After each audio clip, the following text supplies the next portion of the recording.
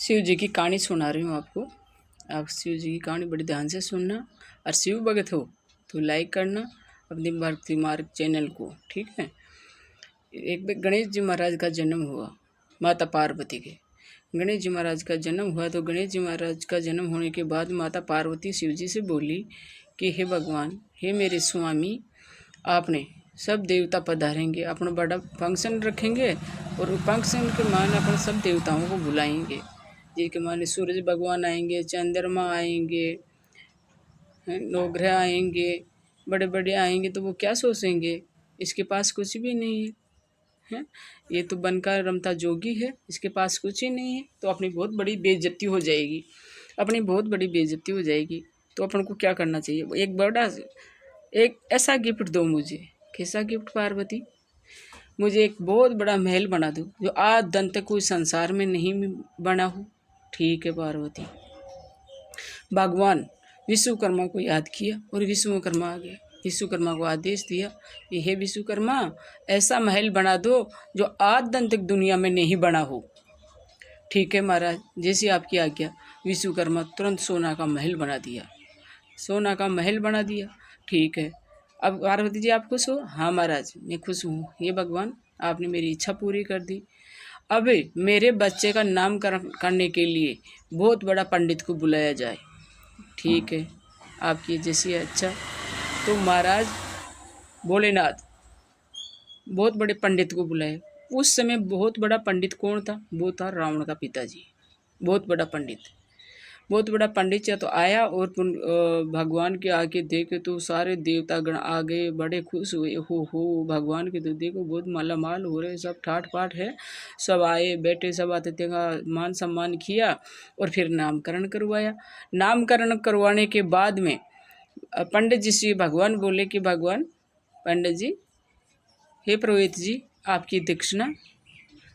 तो पंडित जी देख के बोले कि भगवान, आप देना ही मुझे दक्षिणा देना चाहते हो तो ये सोना का महल दे दीजिए।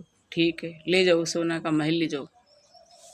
जब माता पार्वती को पता चला कि महाराज ने पंडित को दक्षिणा के माने सोना का महल दे दिया तो माता पार्वती बड़ी नाराज हुई और बोली कि हे महाराज, आपने ऐसा क्यों किया? पंडित भी लालची है और आप भी उनकी बातों में आ गए। सोना का महल मांग लिया दक्षिणा में और सोना का महल दे दिया आपने। हाँ पार्वती, अब मैं दिया वचन तो नहीं ले सकता। अब पार्वती जी उसी समय से नाराज थी। जब भगवान भोलेनाथ का 8वां अवतार हुआ तब 8वां अवतार हनुमान जी का हुआ। 8वां अवतार हनुमान जी का हो गया। जब राम जी को वनवास लगा तो वन में से सीता को चुरा ले गया रावण। रावण सीता को चुरा ले गया तो सीता का पता लगाने के लिए राम जी ने आदेश दे दिया हनुमान जी को, हनुमान जी को दे दिया। जब माता पार्वती बोली हे स्वामी, आप मेरे को ले चलो, तो बोले हनुमान जी, मैं आपको कहाँ लेके जाऊंगा और मैं कैसे लेके जाऊंगा? वहाँ इतनी कठिनाइयाँ आएगी, इतने राक्षस भरी सभा के माने मैं आपको कहाँ छुपा के रखूँगा?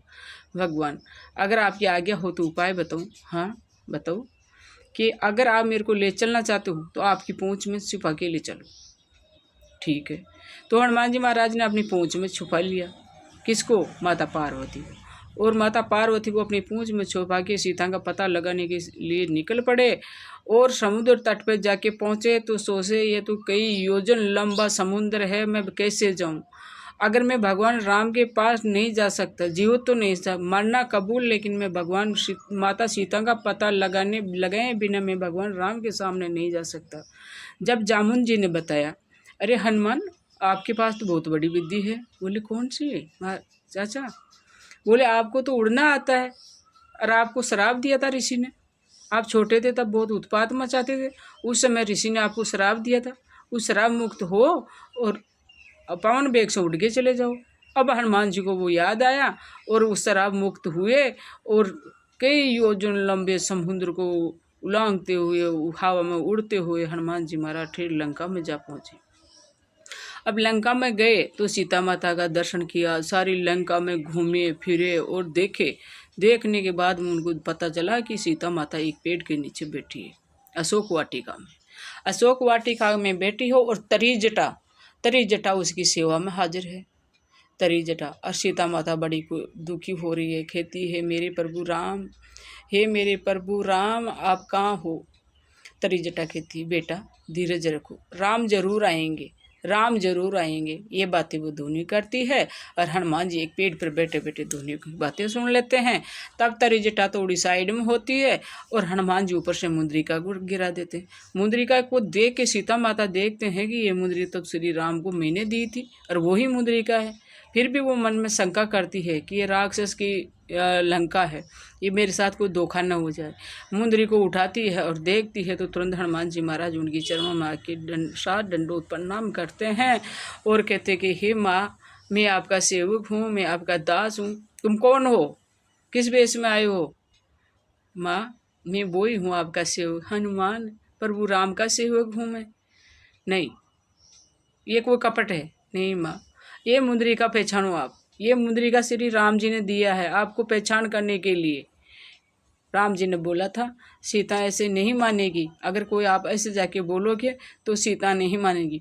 ये सीता की दी हुई अंगूठी है, तो सीता जरूर इसको देखते ही मुझे आपको पहचान जाएगी, हनुमान आपको पहचान जाएगी। अब सीता माता कि माँ मुझे बहुत भूख लगी है, मैं फल खा लूँ। देखो हनुमान सावधान होके खाना, ये राक्षसों की लंका है, बच के रहना, चिंता मत करो माँ, चिंता मत करो। और हनुमान जी मीठे मीठे फल खाते हैं, आम तोड़ के खाते हैं और अशोक वाटिका को उजाड़ देते हैं और वहाँ के जो राक्षस थे पहरादार उनको मार गिराते हैं। तो रावण को पता चला कि कोई बंदर आ गया है और अशोक वाटिका के मान उत्पात मचा रहा है, तो मेघनाथ को भेज दिया। तो माँ मेघनाथ आया और हनुमान जी को बंदी बना के रावण के दरबार में ले गया।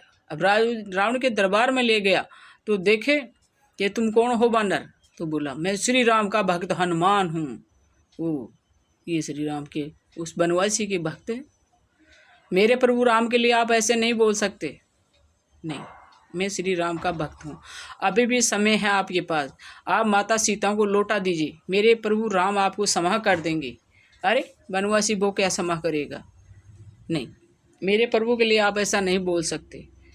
तो बोला ये ऐसा नहीं मानेगा बंदर, इसकी पूंछ में आग लगा दो।